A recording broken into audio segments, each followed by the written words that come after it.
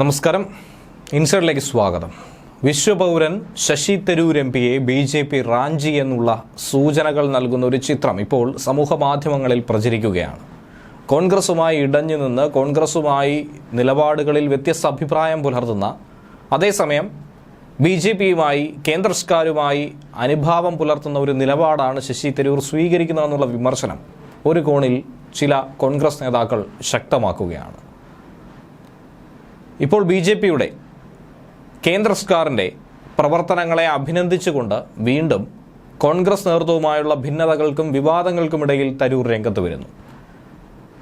ഭിന്നതയുണ്ടെന്ന സൂചന വന്നതിന് പിന്നാലെയാണ് BJP നേതാവും കേന്ദ്രമന്ത്രിയുമായ പീയൂഷ് ഗോയലുമായി ചേർന്ന് എന്നുള്ളൊരു ചിത്രം കൂടി ശശി തരൂർ ഇപ്പോൾ തൻ്റെ എക്സ് അക്കൗണ്ടിൽ പോസ്റ്റ് ചെയ്തിരിക്കുന്നത്. ഇത് വലിയ രാഷ്ട്രീയ വിവാദങ്ങൾക്ക് തുടക്കമിടുമെന്നുള്ളത് മാത്രമല്ല, ചില ചർച്ചകൾക്കും വഴിയൊരുക്കും. നേരത്തെ തന്നെ ശശി തരൂരിനെ BJPയിലേക്ക് എത്തിക്കഴിഞ്ഞാൽ ഉണ്ടാകുന്ന കേന്ദ്രമന്ത്രി സ്ഥാനത്തെക്കുറിച്ചുള്ള അഭ്യൂഹങ്ങളടക്കം പലരും ചർച്ച ചെയ്തതാണ്, പല മാധ്യമങ്ങളിലും വാർത്തയായി വന്നതാണ്. അതിന് പിന്നാലെയാണ് ഈ ചിത്രം കൂടി തരൂർ പങ്കുവച്ചിരിക്കുന്നത്. ബ്രിട്ടന്റെ business and trade state secretary Jonathan റെയ്നോൾഡ്സിനൊപ്പം പീയൂഷ് ഗോയലും തരൂരും നിൽക്കുന്ന ചിത്രമാണ് എക്സിൽ പങ്കുവച്ചിരിക്കുന്നത്. കോൺഗ്രസുമായി അകൽച്ചയിലേക്ക് തരൂർ പോകുന്നു എന്നുള്ള അഭ്യൂഹം ബലപ്പെടുന്ന സാഹചര്യത്തിൽ കൂടിയാണ് BJP നേതാവുമായി ചേർന്ന് നിൽക്കുന്നതും കേന്ദ്ര സർക്കാരിൻ്റെ പ്രവർത്തനങ്ങളെ അനുകൂലിച്ചുകൊണ്ടും തരൂർ രംഗത്ത് വരുന്നത്. ഇന്ത്യ UK വ്യാപാര കരാറിനെക്കുറിച്ചുള്ള ചർച്ചകൾക്ക് പിന്നാലെ ജോനാഥൻ റെയ്നോൾഡ്സും ഉൾപ്പെട്ട ചിത്രം പോസ്റ്റ് ചെയ്തുകൊണ്ട് കോൺഗ്രസിനുള്ളിൽ വീണ്ടും ഒരു ബോംബ് പൊട്ടിച്ചിരിക്കുകയാണ് തരൂർ. മൂന്നുപേരും ചേർന്ന് ചിരിച്ചുകൊണ്ട് നിൽക്കുന്ന ചിത്രം പങ്കുവെച്ച് തരൂർ ഇങ്ങനെയാണ് കുറിച്ചിരിക്കുന്നത്. ബ്രിട്ടന്റെ business and trade state secretary Jonathan റെയ്നോൾഡ്സുമായി വാണിജ്യ വ്യവസായ മന്ത്രിയുമായ പീയൂഷ് ഗോയലിനൊപ്പം ആശയവിനിമയം നടത്താൻ കഴിഞ്ഞതിൽ അതിയായ സന്തോഷം. ദീർഘകാലമായി സ്തംഭിച്ചു കിടന്ന FTA ചർച്ചകൾ പുനരുജ്ജീവിപ്പിച്ചു. ഇത് ഏറ്റവും സ്വാഗതാർഹമാണെന്നും തരൂർ ചിത്രം പങ്കുവെച്ചുകൊണ്ട് കുറിച്ചിരിക്കുകയാണ്. രാഹുൽ ഗാന്ധിയോട് പാർട്ടിയിലെ തന്റെ പങ്ക് വ്യക്തമായി നിർവചിക്കണമെന്ന് തരൂർ ആവശ്യപ്പെട്ടതിന് പിന്നാലെ തന്നെ കൃത്യമായി ഉപയോഗപ്പെടുത്തണമെന്ന് നിർദ്ദേശം നൽകിയതിന് പിറകെ തരൂർ കേന്ദ്രവുമായി അടുക്കുന്ന സമീപനം പങ്കുവയ്ക്കുന്നുവെന്നാണ് പലരും വിമർശിക്കുന്നത്. എന്നാൽ കേരളത്തിലാകട്ടെ CPM തരൂരിനെ സ്വാഗതം ചെയ്യാൻ തുടങ്ങിയിട്ട് നാളേറെ ആയിട്ടുണ്ട്. എന്നാൽ അത് അടഞ്ഞ വാതിലാണെന്നും അതിലേക്ക് തരൂർ കടക്കാനുള്ള സാധ്യത വളരെ കുറവാണെന്നുമുള്ള സൂചന ലഭിക്കുന്നുണ്ട്. തരൂരിന് ദേശീയ നേതൃത്വത്തിൽ നിന്ന് പ്രവർത്തിക്കാനും ആഗോളതലത്തിൽ പ്രവർത്തിക്കാനുമുള്ള ഇടപഴകാനുമുള്ള താല്പര്യമാണ് ഏറ്റവും അധികമായിട്ടുള്ളത്.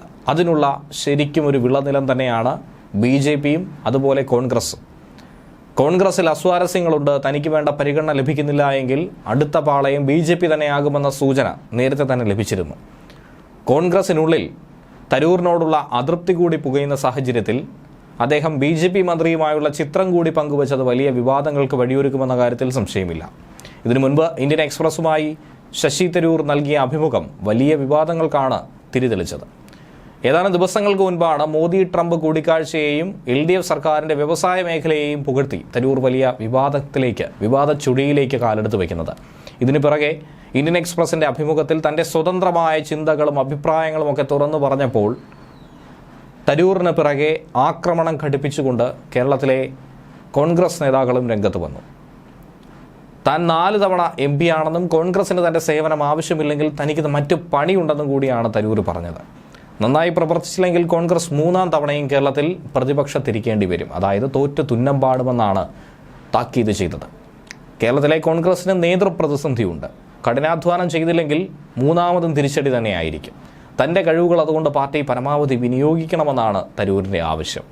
ഈ ആവശ്യത്തോട് കോൺഗ്രസ് അനുഭാവപൂർവമായ നിലപാട് സ്വീകരിക്കുമെന്ന് തന്നെയാണ് പ്രതീക്ഷിക്കുന്നത്. രാഹുൽ ഗാന്ധിയും അതുപോലെ മല്ലികാർജ്ജുൻ ഖാർഗെയും കേരളത്തിലെ കോൺഗ്രസ് നേതാക്കളുമൊക്കെ തരൂരിനെ താക്കീത് ചെയ്തതും ഇതിന് പിന്നാലെ നമുക്ക് കാണുവാനായി സാധിച്ചിട്ടുണ്ടായിരുന്നു.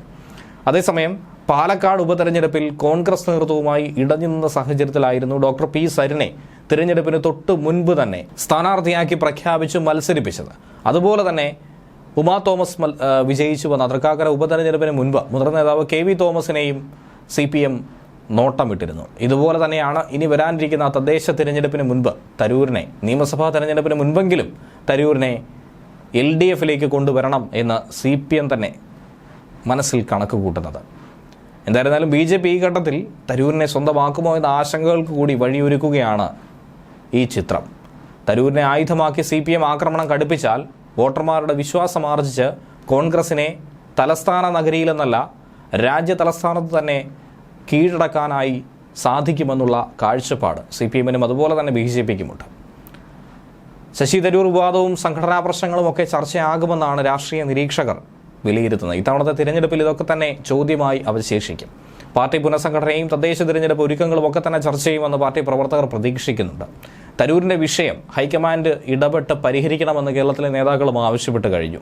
സംസ്ഥാന നേതൃത്വം വേണ്ട പരിഗണന നൽകുന്നില്ല എന്നാണ് മുൻ KPCC അധ്യക്ഷന്മാർക്ക് നേരത്തെ തന്നെ ഉണ്ടായിരുന്ന പരാതി. ഇതിനു പിറകെ തിരഞ്ഞെടുപ്പ് മുന്നൊരുക്കത്തിന് കോൺഗ്രസ് കൃത്യമായ പ്ലാനിംഗ് തയ്യാറാക്കുന്നില്ല എന്ന ആക്ഷേപം മുസ്ലിം ലീഗും ഉയർത്തുന്നുണ്ട്. ഇനിയുള്ള തിരഞ്ഞെടുപ്പിൽ കോൺഗ്രസ് അധികാരത്തിൽ എത്തുമെന്ന് നേതാക്കൾ കരുതുന്നുണ്ട്. പക്ഷേ ജനവികാരം എതിരാണോ അല്ലയോ എന്നുള്ളത് തിരിച്ചറിയേണ്ടതുണ്ട്. ഭരണവിരുദ്ധ വികാരം അണപൊട്ടുന്നത് കൊണ്ട് പിണറായി വിജയനും സർക്കാരിനും എതിരായി നിൽക്കുന്നത് കൊണ്ട് അതൊക്കെ തന്നെ മുതലെടുക്കാൻ UDF-ന് സാധിക്കണം. സാധിച്ചാൽ മാത്രമേ വിജയം ഉറപ്പാകൂ. അതുകൊണ്ട് തന്നെ മുഖ്യമന്ത്രി സ്ഥാനത്തിനായി പാർട്ടിയിലെ മുതിർന്ന നേതാക്കൾ തമ്മിൽ അസ്വാരസ്യങ്ങൾ ഇങ്ങനെ ഉയർന്നു വരുന്നുവെന്ന മാധ്യമ വാർത്തകൾ കൂടി ഇതിന് തിരിച്ചടിയായി മാറുകയാണ്. പിറകെയാണ് ശശി തരൂരും രംഗത്ത് വന്നത്. കേരളത്തിലെ പ്രശ്നങ്ങൾ പരിഹരിക്കാൻ ഇപ്പോൾ ഹൈക്കമാൻഡ് മുതിർന്ന നേതാക്കളുടെ യോഗവും ഡൽഹിയിൽ അതിന് പിന്നാലെ തന്നെ വിളിച്ചു ചേർത്തു. ന്യൂസ് ഡെസ്ക് മലയാളി വാർത്ത ഇൻസൈറ്റ്.